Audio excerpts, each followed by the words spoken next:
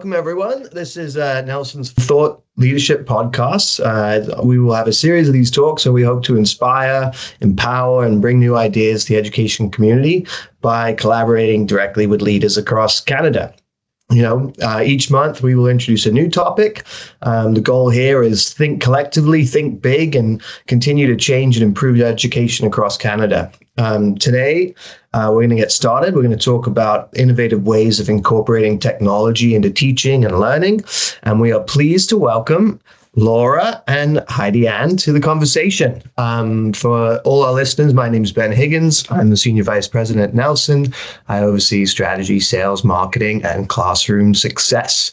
Okay, first I want to introduce Heidi-Ann Pöltl. Heidi-Ann is Vice Principal with Niagara Catholic District School Board. In a previous role, she was K-12 Science, Technology, Engineering, Math Coach, where she integrated technology in classrooms across the school board. Additionally, Heidi has received the Certificate of Achievement in 2010, 2011, the Prime Minister's Award for Teaching Excellence. Well done, Heidi-Ann. Wow, that's pretty awesome. And we have Laura Masellis here with us as well, and she's the Literacy Resource and Integration Staff at Toronto Catholic District School Board. And beyond her role as a literacy champion, she has been a big advocate for technology in the classroom. Laura also supported working with us to bridge the gap, bring digital resources and instructional design directly into Edwin. Welcome both. Pleased to have you with us. If you're ready, we'll dig right in. I think I'm going to start with you, Heidi-Ann. If you could talk a little bit about your experience. I will do a little bit of a preface to the question. I've been working in education now for 7.5 years, but I'm the son of an educator, so I've been around it my whole life. And what I've noticed as we've moved from the more analog world to a more digital world is, on one hand, lots of opportunity, and the other side, lots of chaos and inconsistency. So I'd like to hear a little bit about your experience of what you've seen happen over the last decade or the last 5 years, whatever you think is most appropriate to kind of encapsulate where we are. Yes, I'd say definitely educators would agree, depending on the length of the time they've been in the classroom, but even just from themselves being a student in the classroom, that the landscape has changed vastly in the last 20 years and quickly, with the expectations of what the students are coming in with, their experience with the technology coming in compared to the teachers, and then matching that. And obviously at Niagara Catholic, we're looking at things like, how is the technology being appropriately used, and then how is it advancing the skill sets of the students, and not just in a manner of just a replacement. It actually is the innovative and creative ways you can use the different kinds of technology. And I think it's important to define the types of technology we're seeing, because a lot of times you use that word and people think Chromebook or iPad, and it goes so far beyond just those device type technology pieces. Like there's digital microscopes, there's the robotics, there's the webcams like we're using right now, or even for green screening. So there's so many applications and things that can be extended on from the technology being in the classroom, that it's an exciting but fast-paced time. Yeah, it's interesting you bring up the Chromebooks or the iPads. It seemed as though for a while school districts across the country, that was like their solution to put technology in the classroom. And often there was no game plan behind it. It was just like, we'll get those devices in there and we're set. And then teachers were like, what do we do now?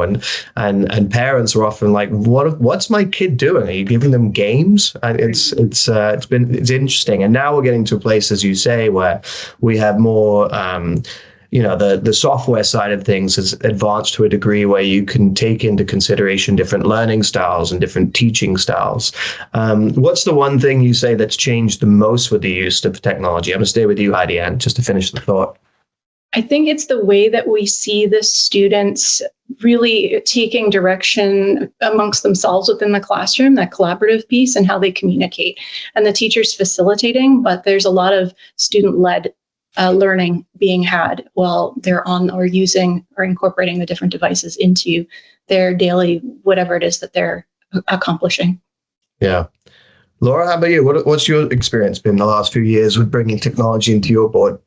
Well, I think a lot of times I'm going to just piggyback onto what Heidi had mentioned.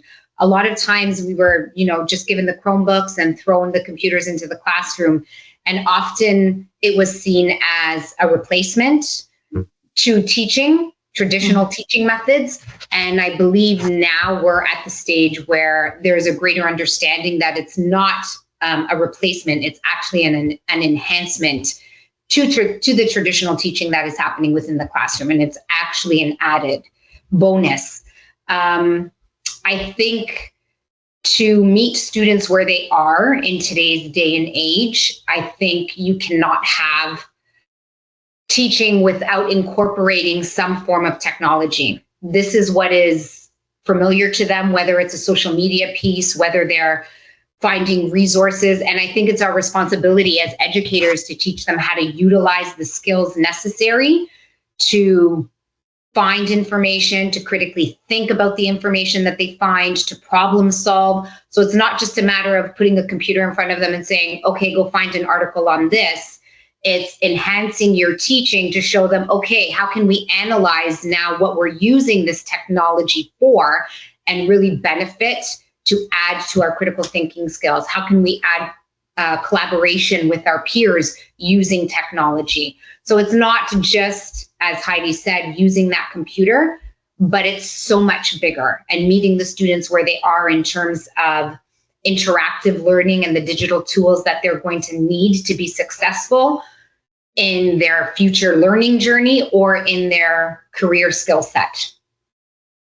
Yeah, I appreciate that. You said a few things that made me think, when you think about rounding out the skill sets for critical reasoning and understanding the right way to collaborate.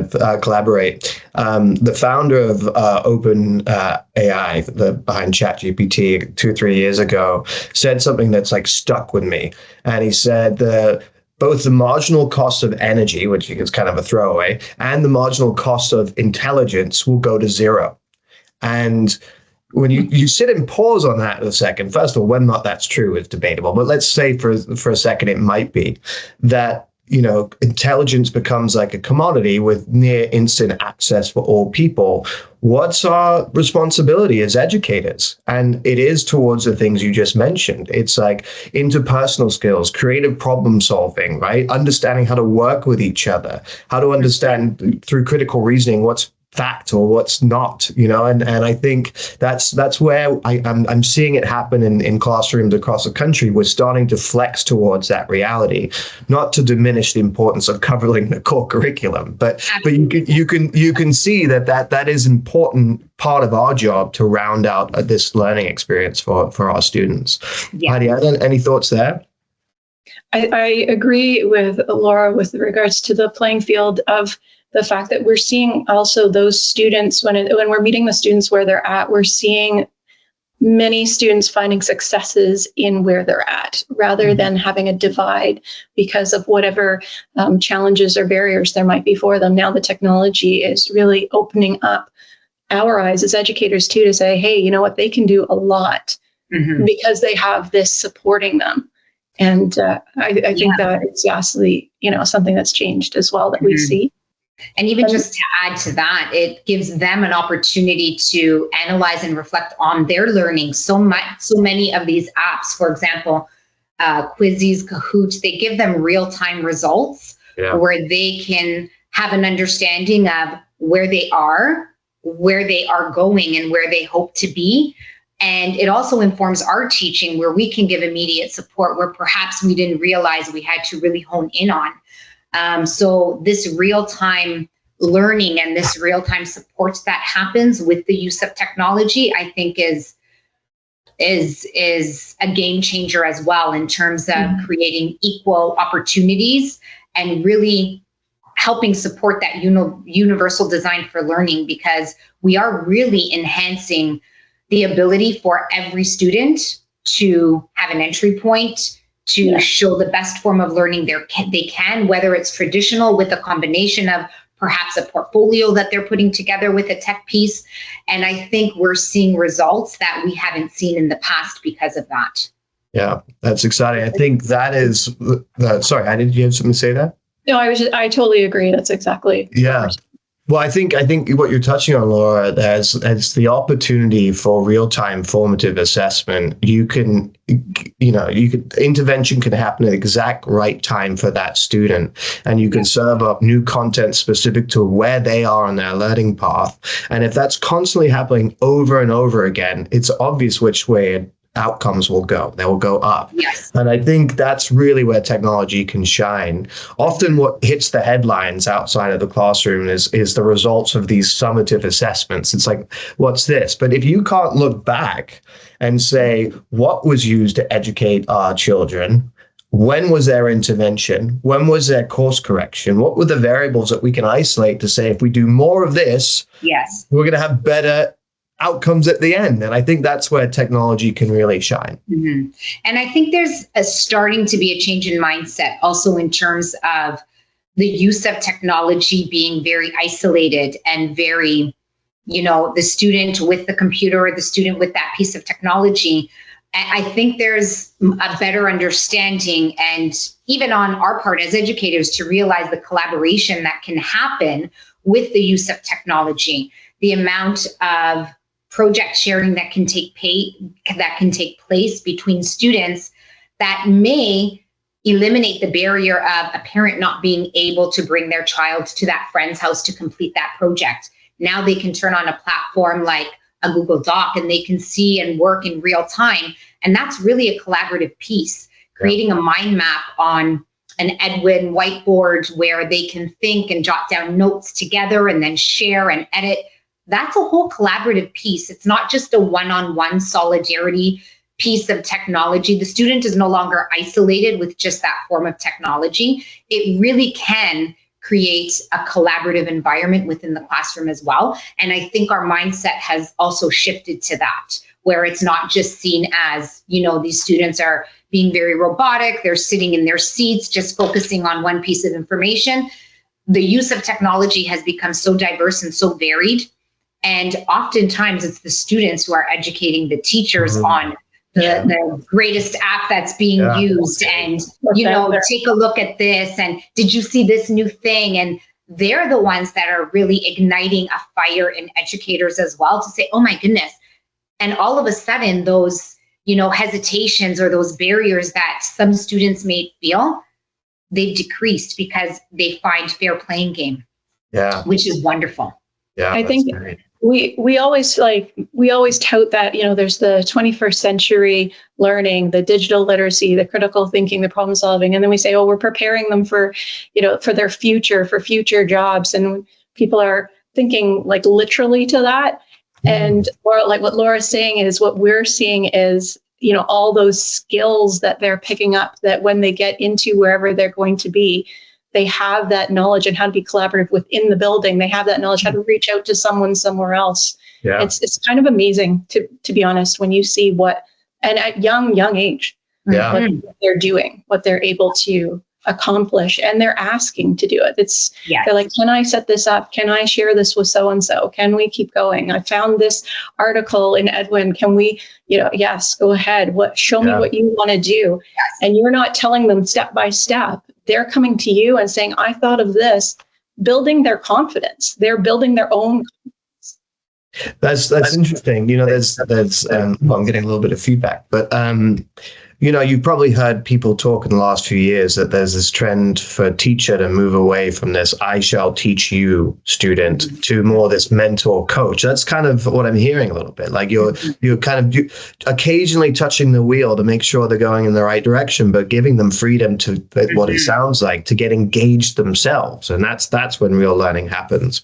We try to think about, when we're building experiences, Edwin, we're trying to think more and more in this kind of 360 way of learning, where there's obviously the traditional method of me to you as teacher to student, but then there's student to student, and then there's learning from yourself, right? And then there's learning from the classroom, what's outside the classroom. So it's from the teacher, from each other, from yourself, from the world around you, and that's pretty hard to do without technology enabling those experiences, right? Yes. Yeah.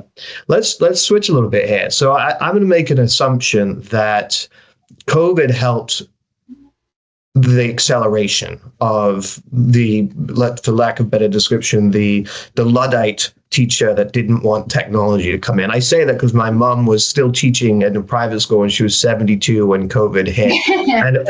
and she literally still wrote with a feather pen. And I'm not exaggerating. Oh, yeah. God bless. And that's a talent all in itself. Yeah, she's like a calligrapher. I mean, it's just ridiculous. And 6 months into COVID, I fly back. They lived in Michigan. I fly back to Michigan, and on the kitchen table, she's got this computer open, and she's building assignments in Google Classroom. I'm like, what? Who took your body, Mom? This is impossible. So COVID kind of opened up people's minds. But that being said, can you talk about, with both of your experiences, when you've tried to bring this sort of technology into the classroom, what sort of resistance did you face? Maybe at the administrative level, or even down in the classroom with particular teachers. Can you elaborate on that a little bit for me? Either one of you. So what kind of resistance? Is that what you're... Yeah, challenges when you're trying to roll out and bring in a new way of learning or teaching into the classroom via technology. What are the common pitfalls that administrators bump into? Well, I can speak from when I was 7 years in the coaching role, and I can say that the number one thing for me was establishing a relationship within less than 30 seconds with the teacher that you're going in to work with, because they're a professional person. And, some people are very open and welcoming, and other people are like, why is this person coming to me? Which is fine. They're experts in their own, and they're talented in their own. And now you're trying to introduce something. And I found basically, if the person, if you connected well with the person really quickly, and there was that mutual respect that I'm not here to tell you what to do, but I'm here to share with you, and let's see what you're doing and how we can maybe incorporate some of this. There wasn't really resistance at all, because they were happy to see what was happening. And when you're in there supporting them, and whether they have 36 kids in the class or 22 kids in the class, there's that extra body in there. So they're not worried about, like, some of the concerns are, well, what if something goes wrong? How am I troubleshooting that? But you're there with them.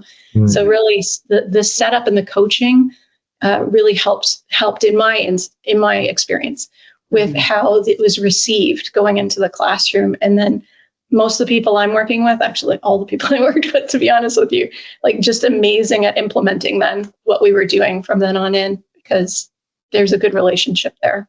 That's great. I think on my end, I'm just thinking in terms of when I was in the classroom, a lot of the resistance was fear of the unknown, of not being able to navigate whatever technological piece they were using, whether it was as simple as, connecting a projector to display something. So many teachers were fearful of, I don't know how to make the connections. I don't know what parts I'm going to need. The accessibility of having a projector in the classroom to even, show students something, or to use a computer that actually would enhance a lesson technologically. A lot of the time, lack of funding and budgeting, where there wasn't enough, or it wasn't feasible for all students to have a tech piece that would enhance a certain lesson that they wanted. But I think a lot of the resistance also was fear of failing in front of their class, and not being comfortable doing so. And in my role now, very much like a coach, it's always, sometimes it's the biggest win to fail in front of your students, because they know that the best learning comes from taking risks. Yeah. And once I'm going to piggyback what Heidi said, once you build that relationship and their doors are open and you walk them through and there's proper support. And I'm a big believer that the biggest gift you can give to a teacher is time, because they're always running on as much fuel with as little time as they have. So to give them that proper support and proper coaching to actually walk them through the steps of whether it's a new app that you're showing, a new platform that you're showing, how to set up a doc cam, they're very receptive and open to learning when you're really giving them the proper support and coaching.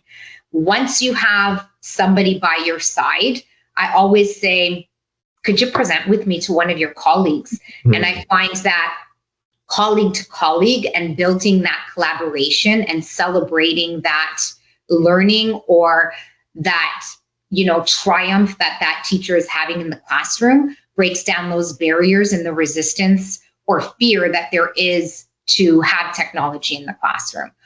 Another great thing that I used to do when I was in the classroom, I had grade 6.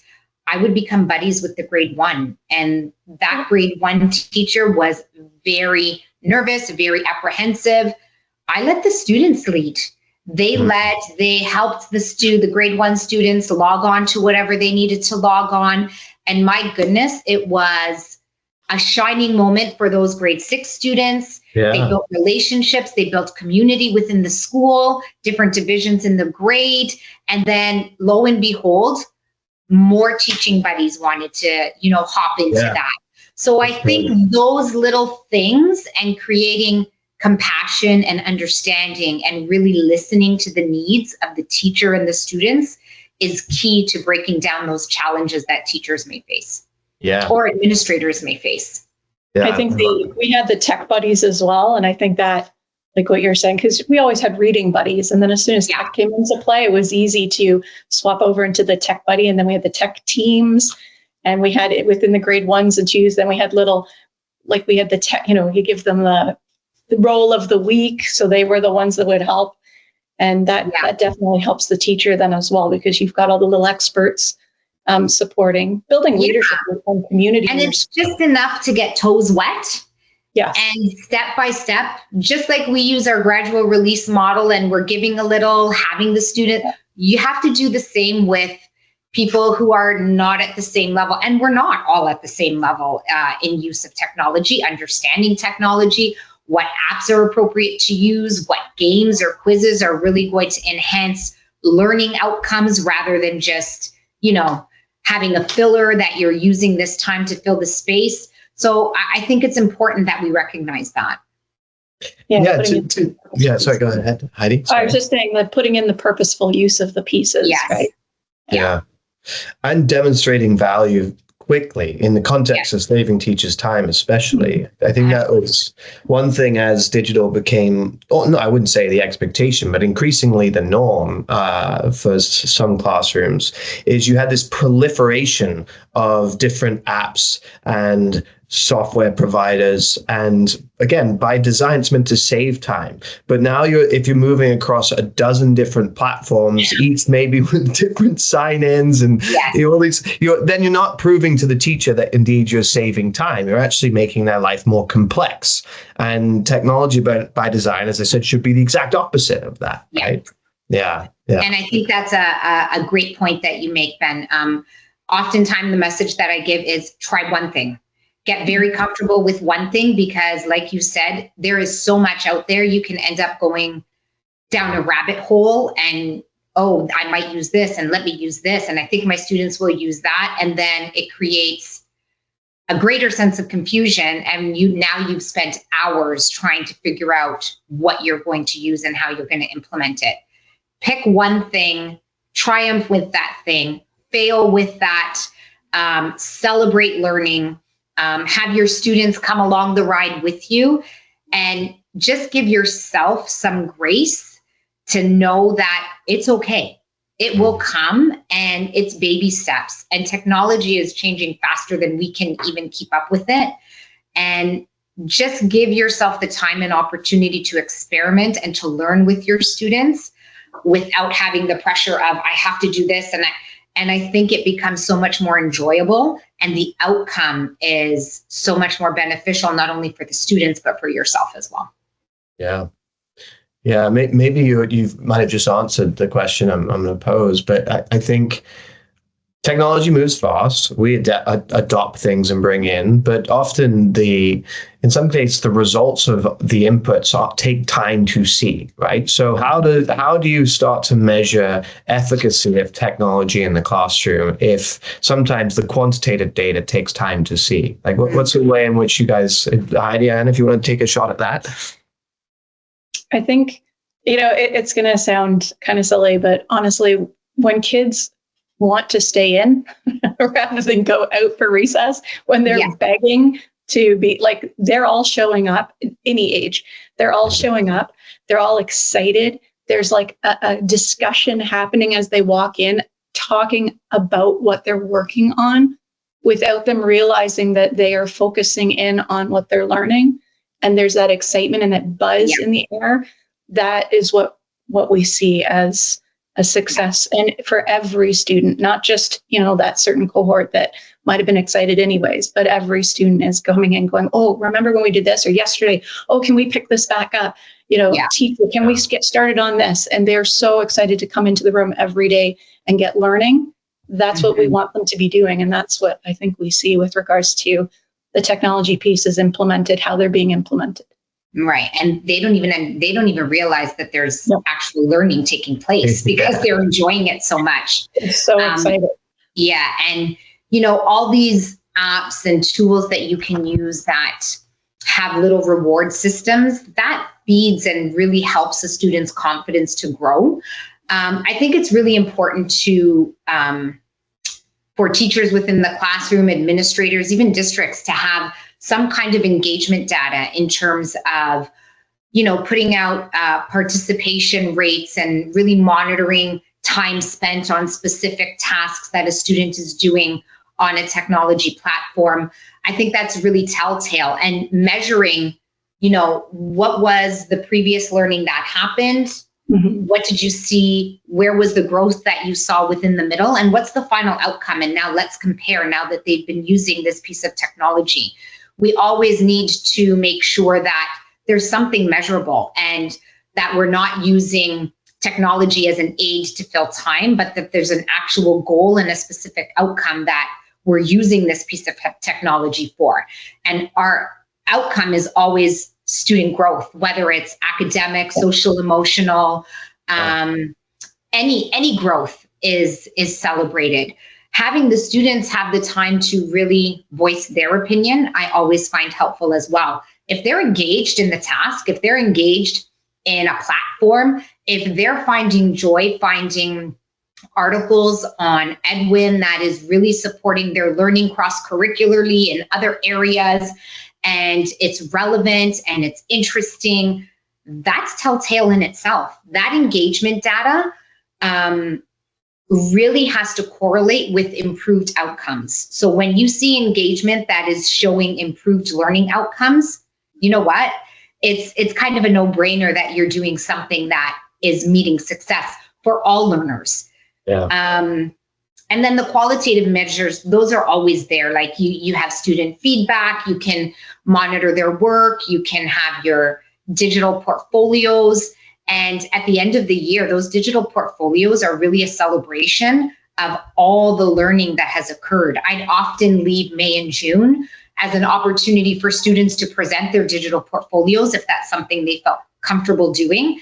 And they were always amazed at how much they had grown through the documentation of digital platforms and through taking pictures on their iPads and recording perhaps a drama piece that them and a friend had created and remembering. And so I think one of the greatest telltales is that having that student data driven engagement piece.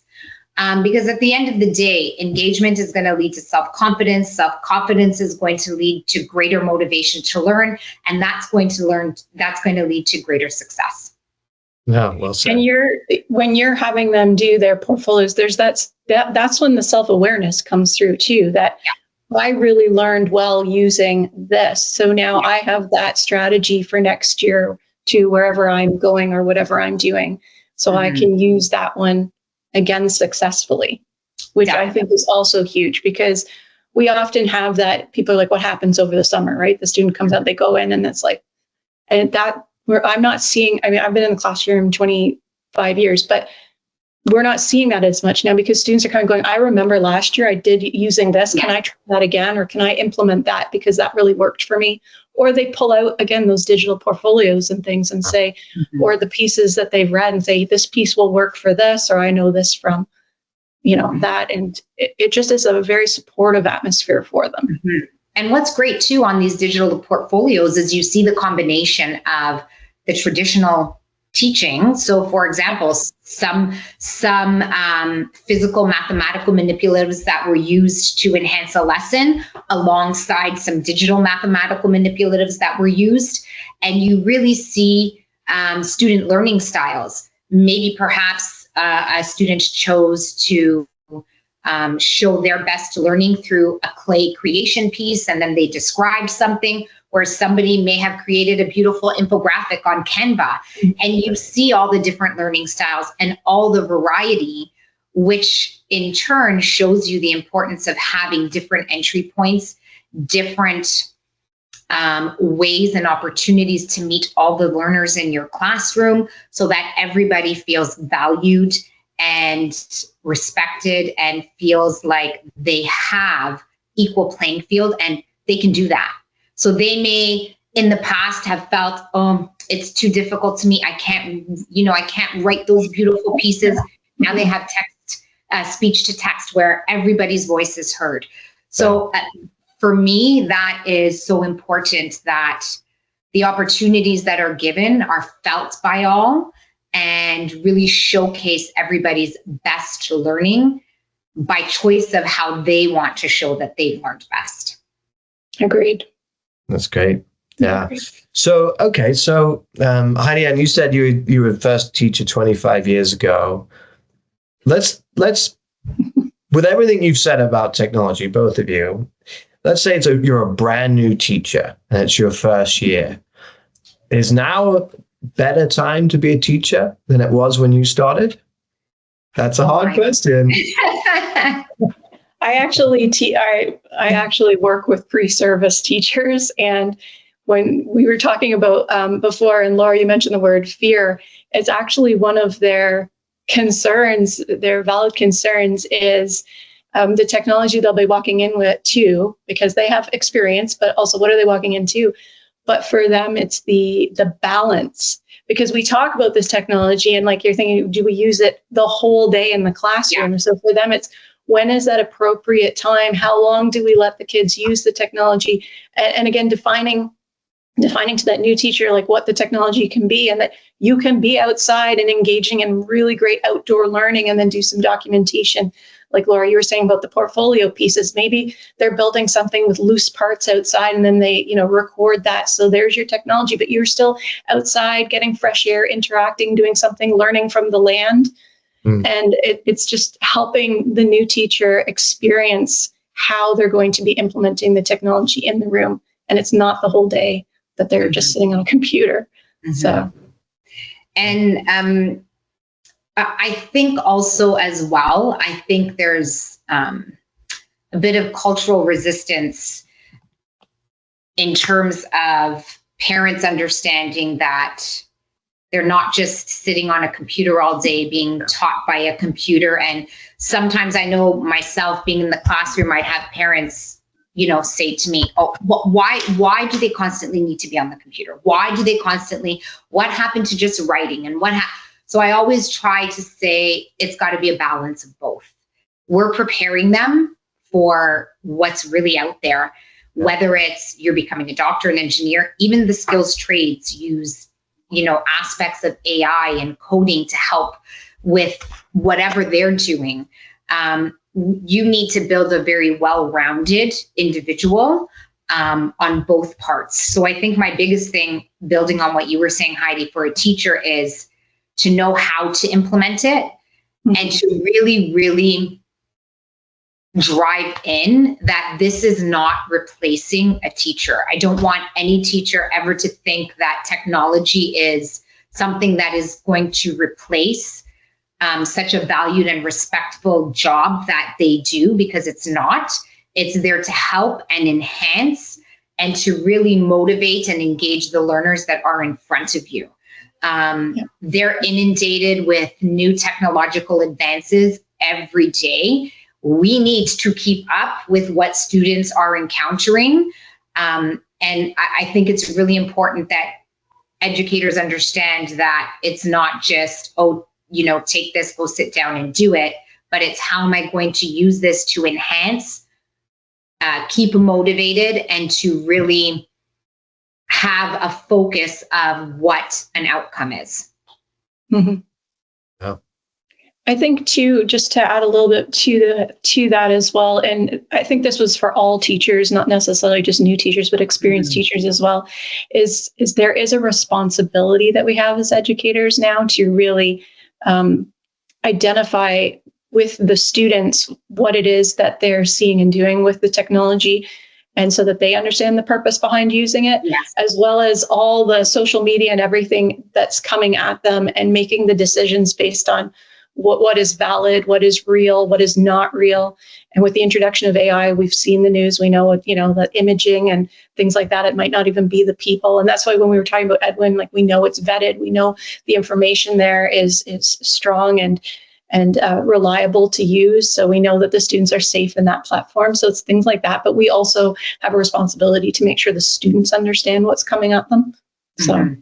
I think it goes back to those learning goals and success criteria, right? Whatever you're going to use to enhance your lesson, there needs to be a clear goal that is set with understanding of the students that this is the goal, this is what your intention is, and how are we going to reach that outcome through that success criteria that we're building together. So absolutely. Ben, I don't know if we answered your question, if it was better 25 years ago or not. I feel like we kind of veered off a little bit. That's okay. I think it's just different. I'm almost thinking it's not a comparable because of all the changes. Like, yeah, I think that's a great way to describe it. It's very different, very different. Yeah. All right. Well, final question. So it sounds as though I can sense both of your passion as it relates to education and the opportunities that come with bringing technology in the classroom. For administrators or teachers that might be listening or watching this, what advice would you give them if they're perhaps unsure where to start? Laura, do you want to go first? Sure. I'd say start with something small that you're comfortable with to build your confidence with. Don't overwhelm yourself, but more importantly, ask for support. Reach out to organizations that may be able to come in and do a lunch and learn or do something with your students. For example, we've had Edwin come in and do live lessons or support teachers in setting up a classroom on Edwin and a dashboard. Using your colleagues as guides and coaches is definitely something that I would also suggest too. Sometimes the best learning comes from working in collaboration with somebody who is very comfortable in using a piece of technology, and also doing your research, getting to know your students and finding one thing that is going to really engage and enhance their learning so that you see learning outcomes that are growth. And if it's not working, that's okay. At least you tried and you're learning alongside with your students and you're creating an environment where risks are safe to take. And that's great modeling for students to see. That's great. Great advice. I agree. I think too, like, the communication piece is huge. I think just from working in the program department, like, oftentimes you're like, how are these decisions being made on what technology or what programs we're purchasing or going to put into the classroom? What apps are we allowing our teachers and our students to have? Because there is a process for that to, vet them, make sure the content and where the data is being stored, all that kind of thing is safe. So I think that communication piece, starting from the teacher in the classroom who's actually the one using it to the administrator of the building, what are they looking for? How can we support that? And then within the school boards, like, we all have, I think they're all called TELTs or TELTs, technology enabled learning consultant or teachers. Yeah. Like, that person kind of, or that team is the ones that all that information and data would go to, and then making good decisions based on what your board vision is, because our boards have visions and what we're looking to move forward with, what the board plan is, what the school plan is. Because I think when people feel like, Laura, you said the word before, valued, when your voice is heard, when you feel valued, when you had some input and decisions aren't being made for you, but you're a part of that process, and then you get the technology, then of course, just like we think with the students, they're more like to use it, same with the teachers in the buildings, right? So communication to me is always a key factor. Yeah, 100%. And not being ashamed to ask for help, like reaching out to, like you said, board teams. Like we have a great 21st century learning team that is there to show approved digital supports that can be utilized within the classroom, how to sign on, how to log what's good to use, what's not good to use. So making sure to connect with administrators, connect at a board level. I think that's so important, because at least you know that these products have been vetted and that they're safe to be using with your students as well. Yeah. That's critical. Well, thank you both, Laura and Heidi-Ann. This is, you've helped us launch something brand new. This is our first one ever. And I appreciate your time. And like I said, I could sense your passion, and we're really grateful to have you as part of the Edwin family at your respective boards. And anything we do it from the feedback we get from people like yourself. And I'm glad I had a chance to meet you. If anything is not to your liking, come chase me down and we'll fix it. Be careful what you wish for. Yeah, no, but we mean it. This is partnership, and what we're trying to do together is transform and improve Canadian education. So thank you both, and to the listeners, make a note that the next month in October we'll be focusing on curriculum, particularly literacy and socials. Lots to cover there. So special thank you to you both and all the other people listening, and we'll see you next time. Thanks so much. Thanks for having us. Okay. Cheers. Take care. All the best. Cheers. Bye-bye. Bye.